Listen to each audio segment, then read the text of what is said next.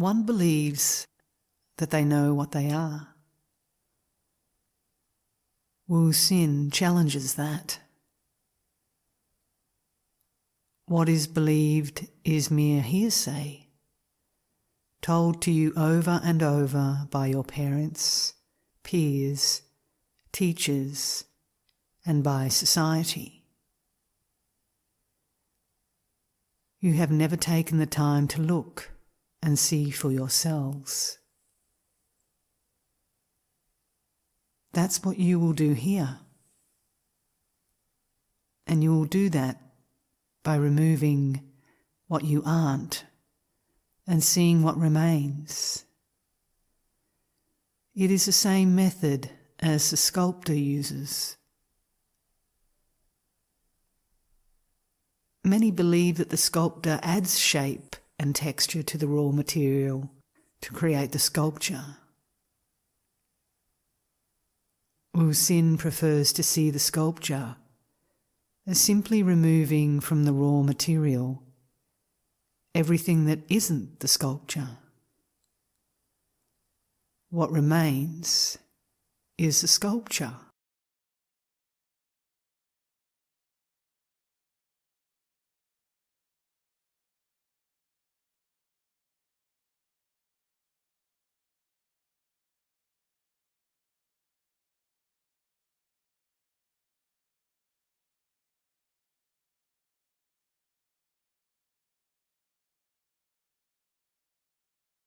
There is no self-consciousness in deep sleep, only in waking. Yet you are in both. This you are is what you are. At its core, this what you are moves you to discern what you are not. Seeing what is false as false is sufficient. All problems are ultimately reducible to two components: you and the world. All me's and you's exist only as one another's objects.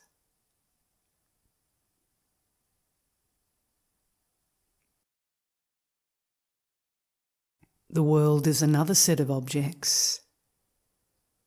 As such, all problems are between objects. How can the subjective be affected unless there is identification?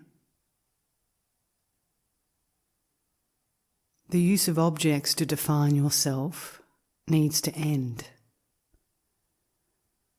Do you need a mirror to know that you are? Can a mirror even tell you what you are, when what you are is formless? This and that are then seen not to be separate from that, but only aspects of that.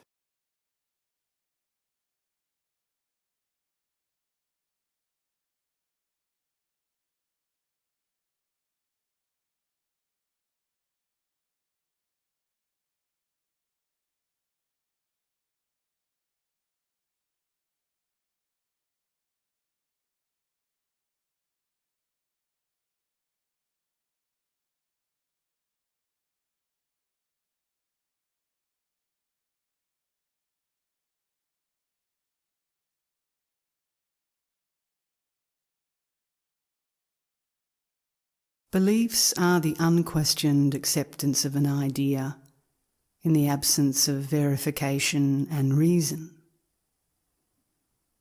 Beliefs are not facts.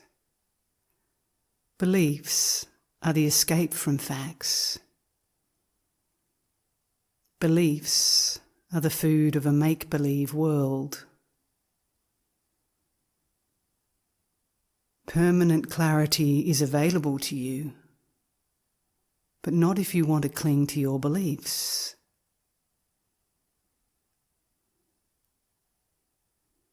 If you insist on believing, believe this: I am conscious life energy.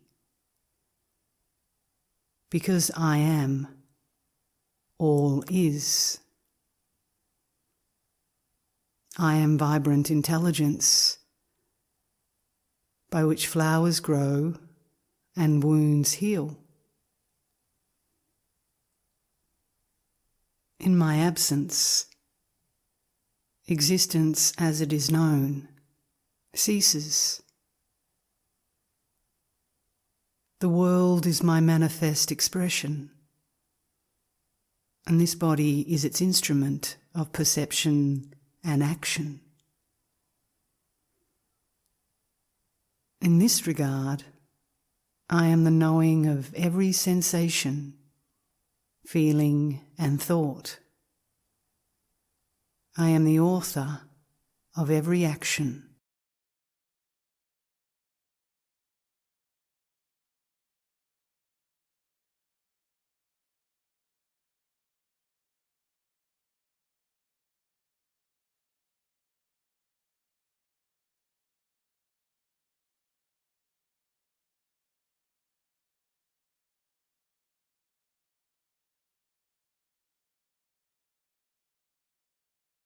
One is alive, one is conscious, and one is conscious of being conscious.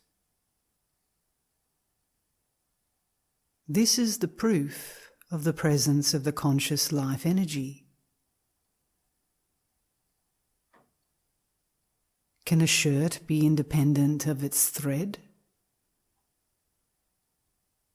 The fixation on the gross object by necessity masks its underlying support,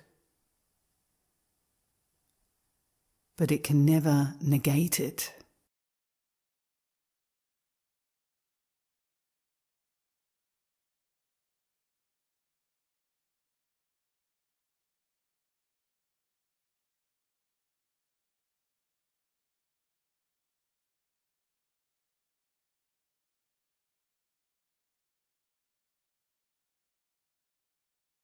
One can only know what occurs within the mind, which is the instrument or tool of conscious experience.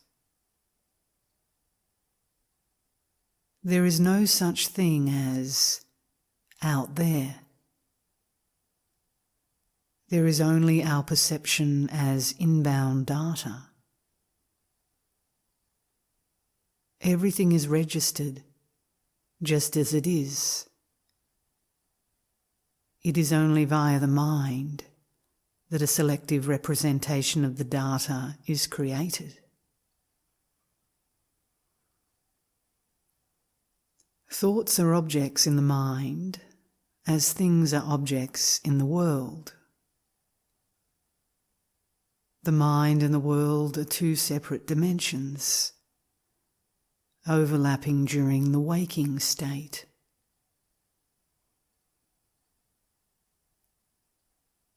When you can so readily create a world when you dream, why do you believe the impossibility of your creating another world when you are awake?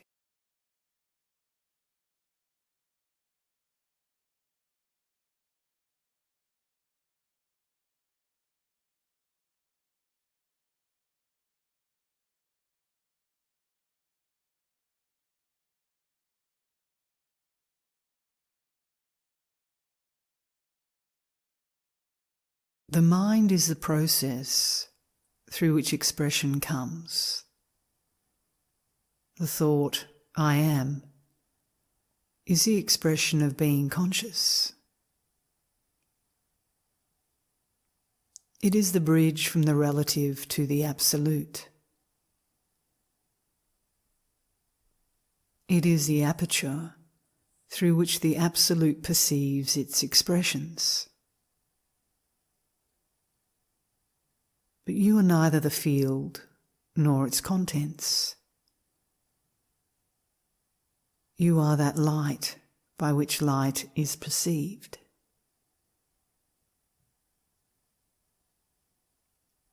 You are that which provides the blank canvas onto which the paint is applied.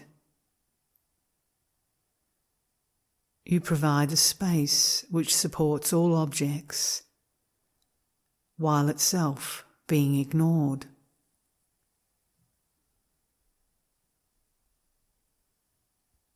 You are the seeing, the hearing, the perceiving, the knowing, and the doing of all that is seen, heard, perceived, known, and done.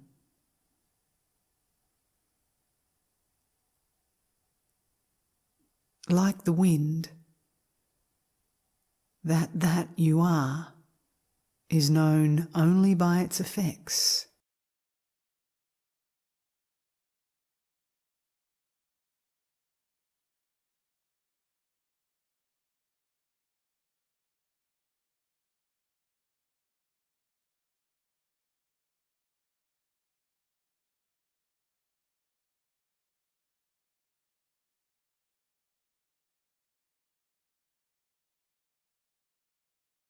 Hearsay is information gathered by one person from another person concerning some event, condition, or thing of which the first person had no direct experience.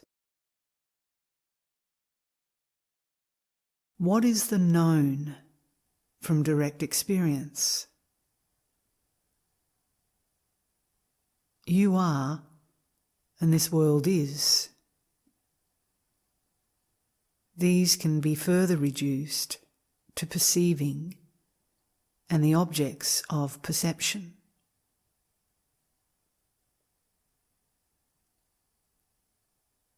Let this be the point of departure for this investigation. You are in deep, dreamless sleep. You are dreaming, you are awake.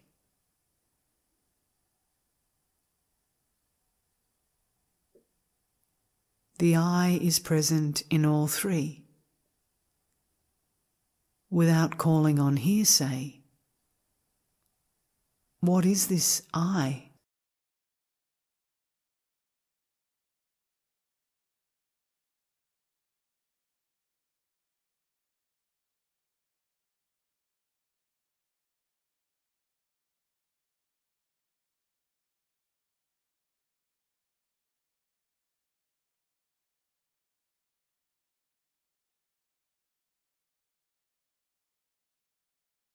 For those who are pursuing the discovery of the essential nature, it is vital to distinguish between thinking and watching the mind. Witnessing the mechanism of the mind is vastly different from being fixated by thought. When in thought, you are absent to what is present.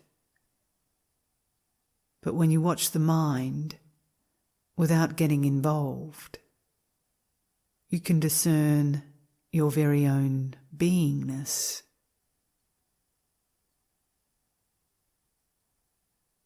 Over time, you discern that you can exist without thoughts.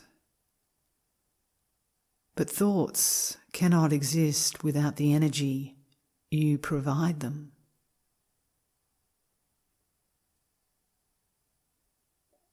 When you are no longer chained by your beliefs and your mechanical responses,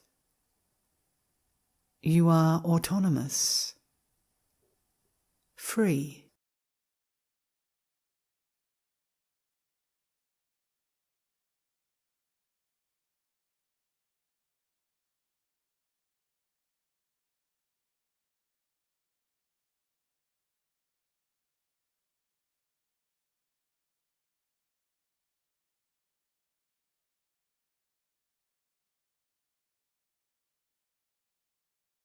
Dreaming, waking, and sleep appear on the substratum of subjectivity, that which is present throughout as a singular constant. This subjectivity is the common factor at the root of all experience, the base onto which everything happens. Thoughts, feelings, and actions arise and set in their cycles, creating a sense of continuity, which is interpreted as person. This person is then localized in time and space as my body.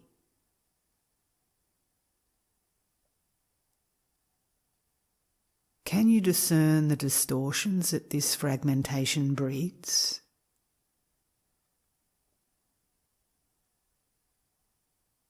You can't be what you are on a part-time basis. What you are, you always are. What you aren't comes and goes.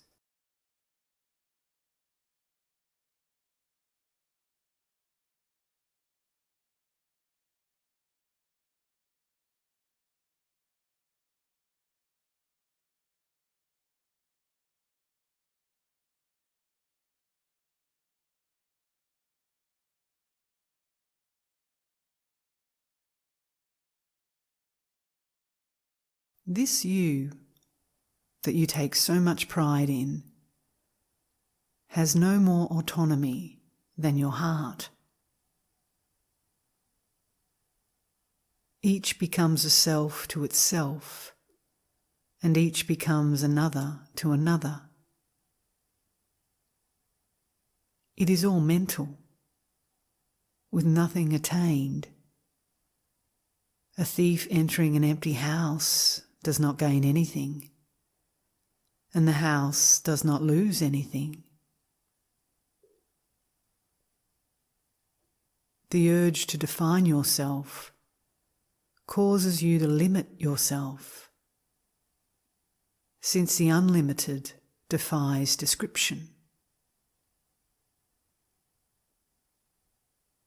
Presently, you have lost your identity with subjectivity and replaced it with the shadow of subjectivity, the individual. For most people, their mind is their teacher, preacher, and master.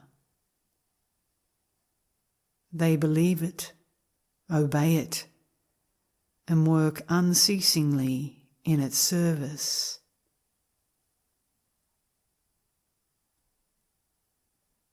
See the phenomenal world as a unity whole, not as someone in the world separate and distinct from the rest of it.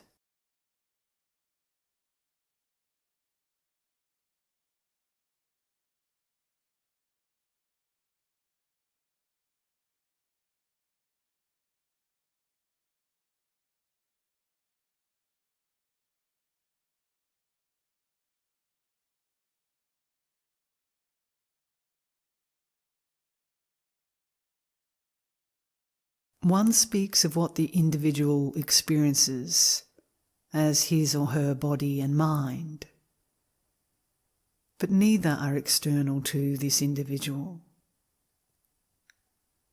What the individual experiences as an external environment, is it really external?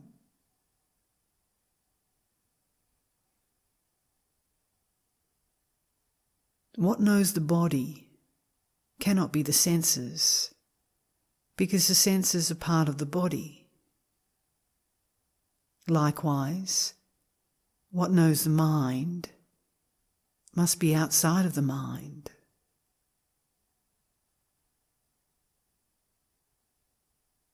Although it permeates time and space, This knowing is not limited to time and space.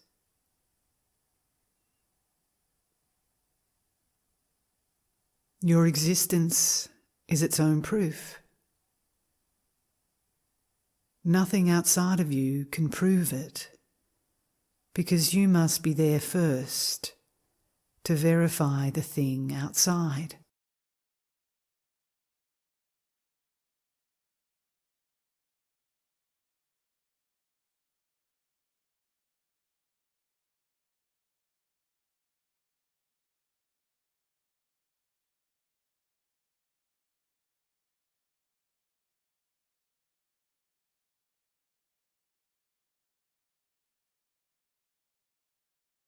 Nothing exists by itself other than self. What is self-remembrance other than self-forgetfulness? The state of deep sleep provides the taste of the unity. Death, as a cessation of the known, is the total returning. Every person fears this nothingness because when they come into contact with it, they become it in the same way as flames engulf whatever it touches. Then they are no longer something distinct.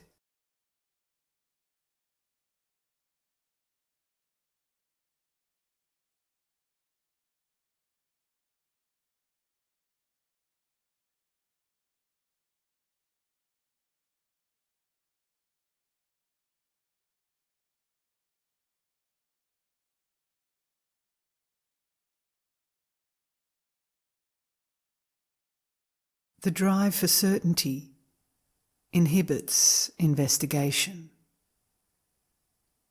One wants confirmation of one's beliefs, not doubts.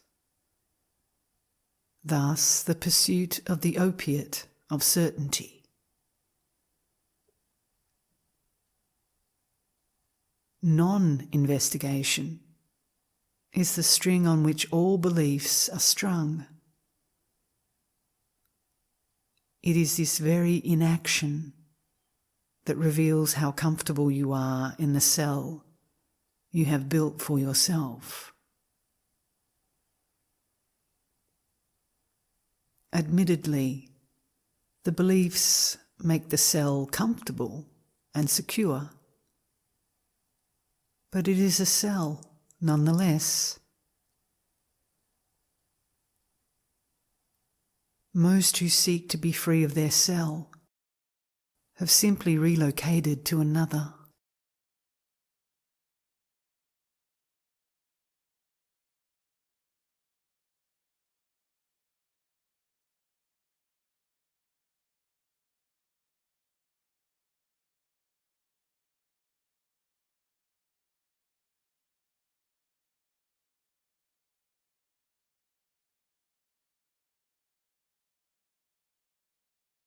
It is only the seeking that prevents the finding.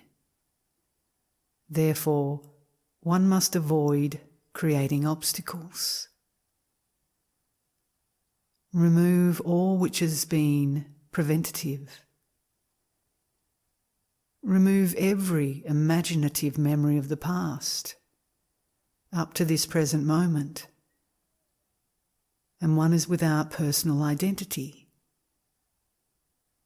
Not even a name for oneself. This removes the preoccupation with shadows, the enslavement to one's self-image. Then one discerns that eternal and infinite life which is not identified with the you or the me.